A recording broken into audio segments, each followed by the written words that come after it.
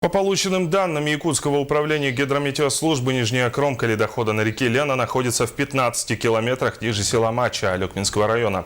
Уровень воды там 542 сантиметра. Верхняя кромка находится в 10 километрах ниже села Хамра. За сутки ледоход продвинулся на 102 километра.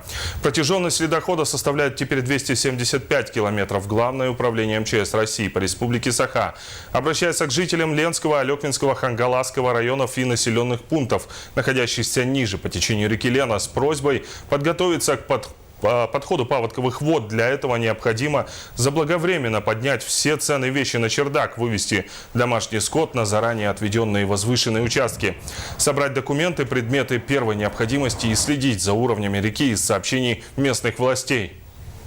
В Алекминском районе продолжается повышение уровня воды от 76 до 176 сантиметров. А в верхнем течении реки Алдан начались подвижки льда. Также на реке Вилюй продолжается повышение уровня воды, наблюдается за краем, идет поднялом.